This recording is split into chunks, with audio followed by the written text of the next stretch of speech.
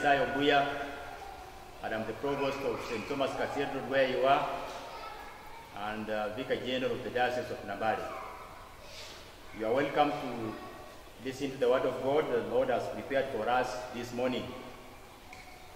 I want us to share from the book of Romans chapter 13, from verse 1 to 10, or verse 1 following. That is the passage that I'm going to speak from. And I want us to think about this topic, of this idea that I want to share with us. I want to talk about submission to civil authority, but I will begin by reading the passage so that we can get the context of what I want to share with us.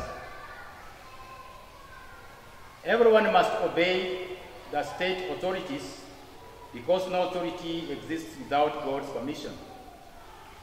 And the existing authorities have been put there by God. Whoever opposes the existing authority opposes what God has ordered. And anyone who does so will bring judgment on himself. For rulers are not to be feared by those who do good, but by those who do evil. Would you like to be afraid of those in authority? Then do what is good and they will praise you.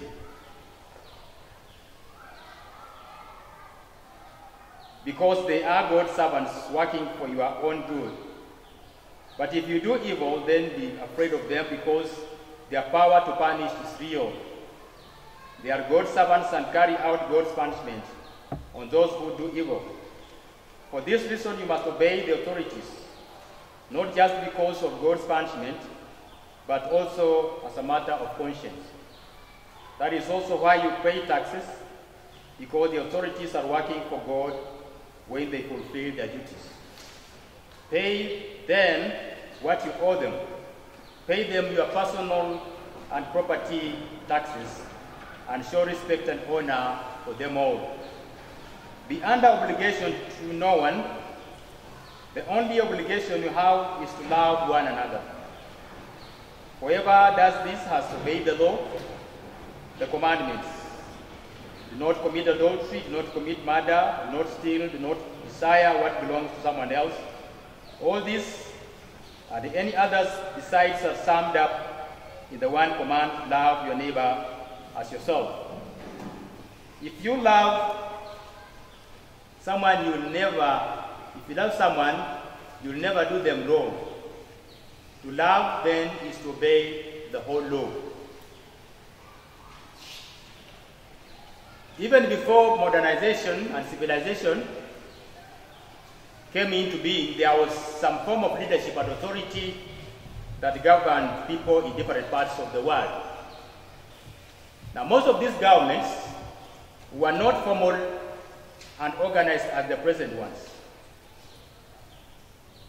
but their subjects recognized and respected them. Laws that governed them were not written, but were observed. In this modern society, we have governments that are formal, with written laws and constitutions, and leaders who are either elected or appointed. You realize that there were various forms of authorities. There were those authorities that were informal even before the modern society that we have today. Where we came from, because before the formal education that we have today, before our ancestors went to school, there were governments, there were authorities. I want to give an example of the Abaluya community. The Abaluya community had an authority by the name Nabongo Mumia. Nabongo Mumia was the ruler of the Luya community or the Luya tribe. He didn't have any written commandments or any written law, but he was respected by his subjects. There were those who recognized him and who pledged allegiance to him because he was their ruler. And today we now have formal governments, we have formal leaderships or formal authorities that we all pledge allegiance to. Like for instance in Kenya, we have a government. And we have had this government, we have had a government since we got independence over 57 years ago. We still have that government. We have had several governments. Today we have a new government which is led by His Excellency the President, Uhuru Muigai Kenyatta. And that's why Paul is telling Romans to respect and to obey the government of the day. It is our obligation as respectable citizens to submit to the authorities of the day. Paul writes to the Christians in Rome, the capital of the Roman Empire, about their relationship to the government of the day. The Roman Empire or the Roman government was the government of the day. And the Christians who were in the city of Rome were being governed by a secular leadership or a secular government. The leaders who were there were not Christians. The emperor who was in charge of the Roman Empire or who was manning the Roman Empire, who was leading or ruling the Roman Empire, was not a Christian. He was a secular leader. But imagine Paul is telling them to submit to this secular leader. He wanted them to have a relationship with their government. Paul's exhortation to the Christians to submit to the authority may have surprised many. Most of what the authorities of the day was doing to Christians was unpleasant to them. At times, they would face persecution from civil authorities because of their faith in Christ. Many times, they would be persecuted because of their faith in Christ. And it was unusual for the Apostle Paul to implore the Christians who are in the city of Rome to submit to the authorities. In fact, they would have expected Paul to encourage them to revolt against the ruler of the day or the government of the day. But on the contrary, he's telling them to submit to the authority of the day. This issue is important because we sometimes tend to think that since we are Christians and therefore belong to the kingdom of God, we have nothing to do with the civil authorities. It can be, we might have that tendency of imagining that we have nothing to do with the civil authorities that we have nothing to do with the governments of the day. But that's not what Paul is telling us here. The Christians in Rome may have failed the same way. In spite of this, Paul insists that believers must submit to the governing authorities. That is to all those who represent the power of the state, from the local authorities to the Roman emperor himself. Now, in the context of this, I want to implore Christians to submit to the civil authorities because, one, Christians have to submit to the civil authority or to the government of the day because they were ordained by God. Christians have to submit to the civil authorities, one, because they were ordained or established by God.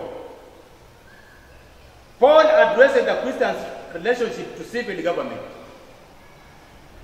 There are a number of reasons Christians and civil governments might be at odds with one another, and Christians might wrongly twist this into excuses for disrespect and disobedience to authorities.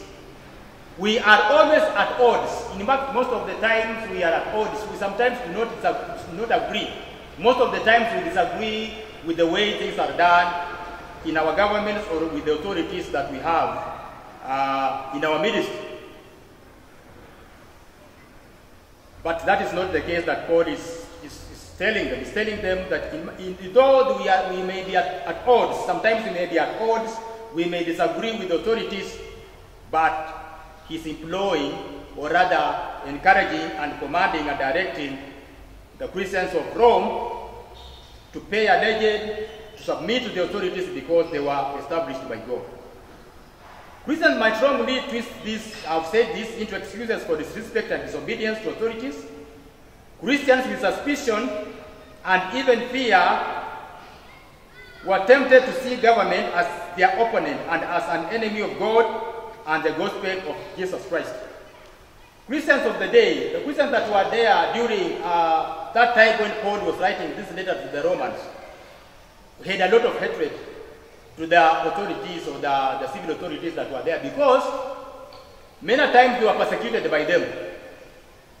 Many times they were killed. Some of them were killed, some of them were maimed. They were left without arms because of their faith in Jesus Christ. And that's why Christians had developed some sort of hatred to the civil authorities that were there. And that's why Paul had to go to them with this word. He had to go to them and tell them, you have to realize that though these people may be too hard on you, but you need to understand that they were ordained by God.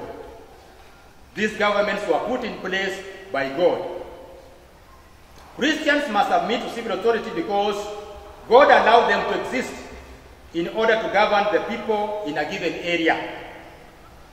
They have been given the right to rule, and the rulers must be accountable to someone, that is to God. We submit to them because they have the authority to punish those who break the law. The leaders that we have, they may be dictators. Even the dictatorship that we have, it is God who allowed them to be in those wings of leadership. It is God who allowed them to become presidents of the country that they are leading.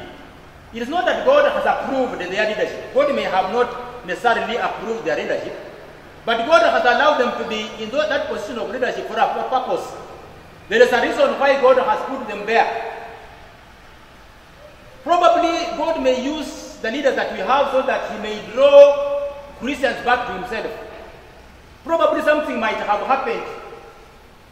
Probably Christians may have begun to lag in their Christianity. They may have begun to, forget about their Christian faith. They may have begun to take their Christianity for granted or their life for granted. And God can allow a ruler who is a dictator to come into leadership so that he may be able probably to bring them back to God. And that's what God used to do. You remember in the Old Testament, God would allow Israelites to be governed by nations that were not even godly, like the Babylonians, and you can name them. There are many nations that God allowed to rule the Israelites so that they may be disciplined. You would even allow them to go into captivity,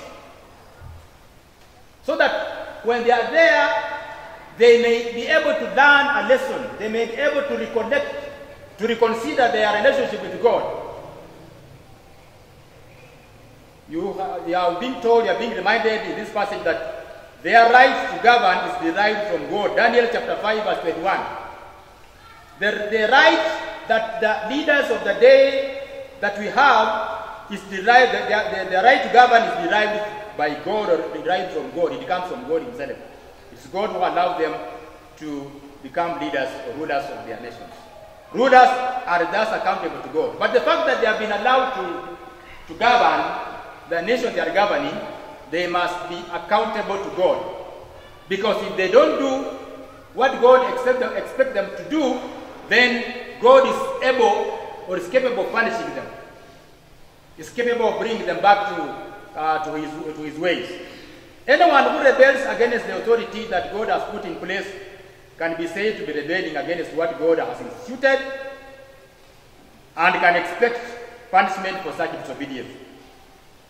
It is important to note that this submission does not mean that we must blindly obey an order from their state that is evil or goes against Christ's command to love our neighbors. While the citizen is to obey the authorities, those authorities must obey God. Thus, if they stop rewarding good and punishing evil and instead order the opposite, they lose the moral right to expect obedience from us. Now, our present situation in Kenya. Our present situation in Kenya and the world over has led to Christians develop hatred to governments of the day because of the strict health measures that have been imposed by governments because of the outbreak of COVID-19 pandemic. We have cursed our governments, haven't we? People have said bad words against governments, including Kenya. People have cursed our leadership in Kenya because of imposing the COVID protocols or the health protocols or health measures, and particularly for us as a church. Though we as Anglicans, and particularly the Diocese of Nambale, we have observed COVID-19 protocols to the letter. And the way we are seated even now, if somebody came into our congregation today, he will agree with what I'm saying, that the Anglican Church of Kenya has observed the COVID measures, COVID protocols, the health measures that we have been advised to adhere to. We have observed them. But because we are under an authority, the other day we were told to not to go to church, and we observed that, we obeyed it. We thank God that we are obedient citizens. We are obedient citizens because we know, just as I've put it and I've mentioned to you, governments are put in place by God. Now, this has led to the incessant closure of worship places by civil authorities to curb the spread of the coronavirus. This decision has not sounded well in the ears of Christians who feel their right to worship God, which they feel has been curtailed. Christians feel, their right to worship God has been curtailed. We are not as free as we were. In fact, leave alone the closure of our churches the other day. The first closure of our churches is the month of, what month of that? March last year? When we experienced the outbreak of COVID-19, when we first experienced COVID-19 outbreak in Kenya, churches were closed. And even after the resumption of our services, there are those who have not come back. There are those Christians who have not, some of our Christians who have not come back to church. They are still afraid of coming back to church. Even as much as we have gone back to them, visiting them and telling them that we have observed those COVID-19 protocols, come to church, some of them are still reluctant to come back to church.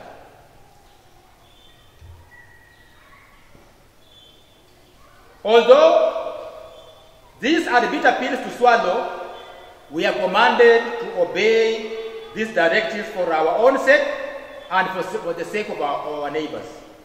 Civil authorities have been set in place to promote stability in society. Therefore, Christians must do what is right if they want to avoid judgment or punishment. We must do what is right. In verse 4, it says, because they are God's servants working for your own good. They are God's servants. The authorities that we have, the civil authorities that we have, are working for our own good. And what we are doing is for our own sake and for the sake of our brothers and sisters.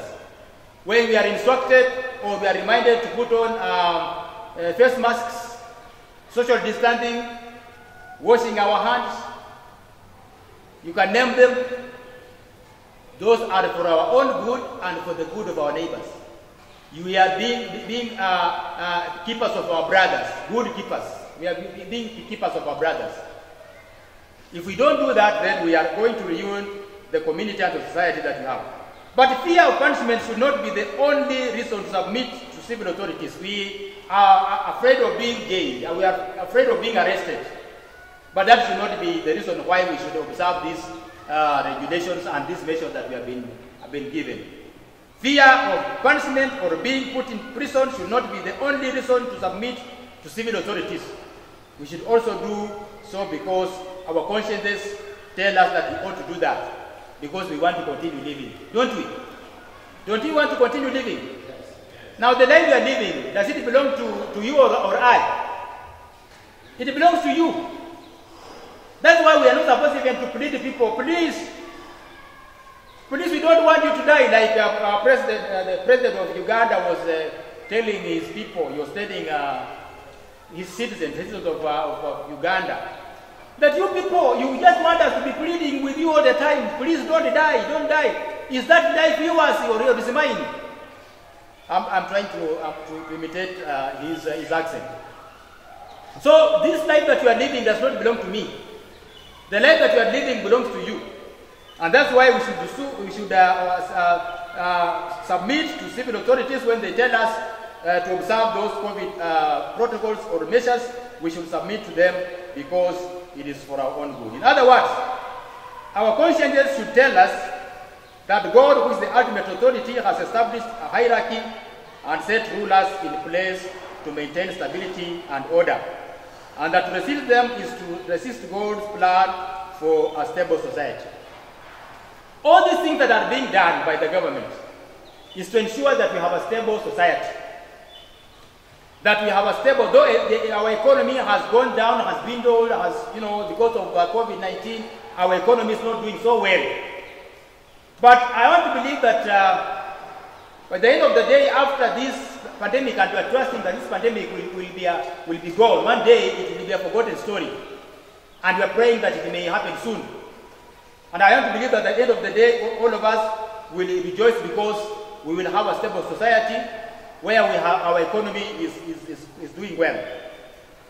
Now, as much as Christians have submitted to the government, they are also called to exert their influence on the state authorities or society and transform it on the basis of biblical values and principles. We as a church have priestly function through praying for those in authority and for the protection and healing of the nation.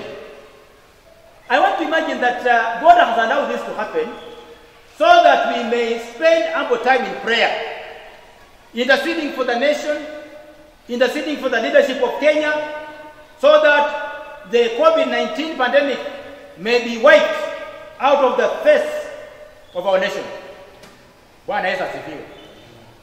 I know we are bitter about what is happening, but I also want to encourage us to look at this positively, that God has allowed this to happen so that we may use this opportunity to pray more ever than before, and even to pray for the protection and healing of the nation. The church has a pastoral function by providing teaching, counseling, and direction to the authorities and to those who are governed by that authority.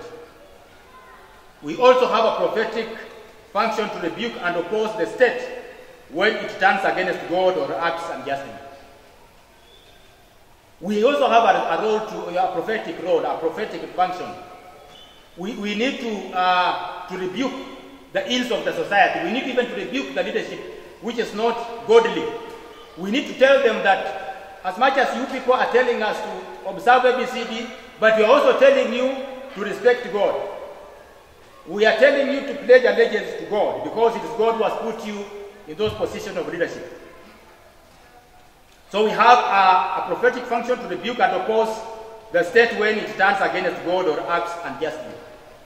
Governments should also honor and respect the freedoms that citizens have.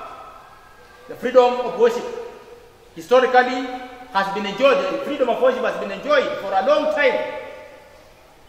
And that's why we need to remind the government that worship is a historical issue. It's something that has been there. They have not just started the other day. We have been going to church. We have been worshiping God. And even before churches were constructed, before churches were built, people used to go to God wherever they were. Some would even congregate in a tent. They would even congregate under a tree to worship God. And that's why we also need to remind the church, the authority of the day, that they need to give us our freedom because it's our right to worship God wherever we are and whenever we are. Secondly, I want to implore Christians to submit to civil authorities because it demonstrates Christ's love for mankind. I want to implore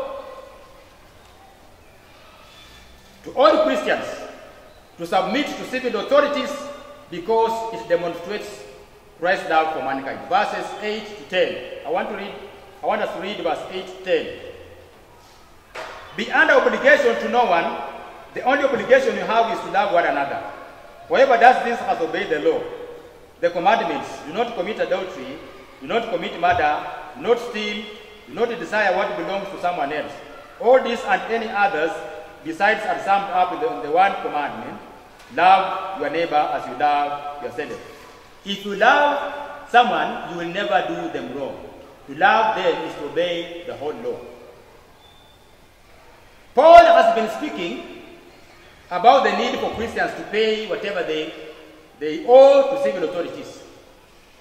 He continues with the topic of debt, but enriches it by adding that Christians are not allowed to have any outstanding debt except for the continuing debt to love one another.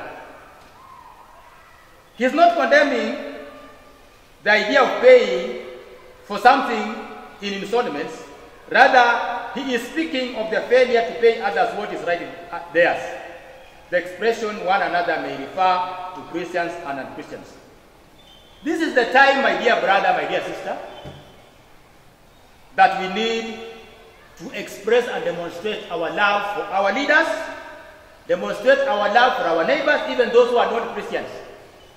This is the time that we are supposed to show it. And that's what Paul is telling us. Most of the governments of the day are nominal. Most of them are secular.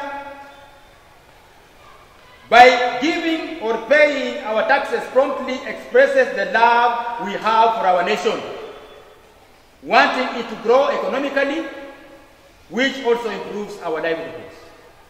The government of Kenya is not doing so well as far as our economy is concerned, and I've said that. But I believe that God is in control of the situation that we are in today. God is containing the situation that we are in today. But even as we continue encountering, or rather facing, the situation that is at hand, the Bible is telling us that God is allowing this to happen so that we may express and demonstrate our love for the whole mankind, including even the leadership that we have today. And we can do that by going to them and reminding them about the love that God has for the nation, and the love that God has for the provision that He has already provided for this nation. God has provided for this nation in various ways. But sometimes our leaders forget that it's God who makes them run their affairs. They forget that it's God who even gives them the head that they have. The good head that they have comes from God. So instead of cursing our leaders, instead of hating our leaders, instead of saying nasty things about them, this is the time that we are supposed to demonstrate our love for them. In other words, if we genuinely love, we will not only obey the explicit commandments of the Mosaic law, but will avoid doing anything that may harm others. If all believers in Christ practice genuine love, we will lead peaceful but transforming revolutions in our nation. We will be able to confront our leaders about the ills they are committing and establish a society that is friendly for all to live in. Love keeps peace and good order among us. Hatred, on the contrary, destroys. Love intends and decides no ill to anybody. My dear brothers and sisters who are here, I want to submit to you all that we must submit to civil authority. We must submit to civil authority because, one, it is ordained and established by God. The civil authorities that we have are established and ordained by God. We should submit to civil authorities because, secondly, we should submit to civil authorities because it demonstrates Christ's love for mankind, and not only for mankind, even for the civil authorities that we have. If we show hatred and if we say nasty things about the leadership of the day, then we are not demonstrating God's love for mankind. God came to save the unrighteous. He came to save those who were enemies of the gospel. God came to save those who were wayward. Even us who are here, we were far away from him. But God demonstrated his love by sending his only given son, his only begotten son, Jesus Christ, so that we may become his sons and daughters. That's why I want to encourage us to submit to the authorities of the day. Because one, they have been established by God. And two, I am talking to my congregation. And secondly,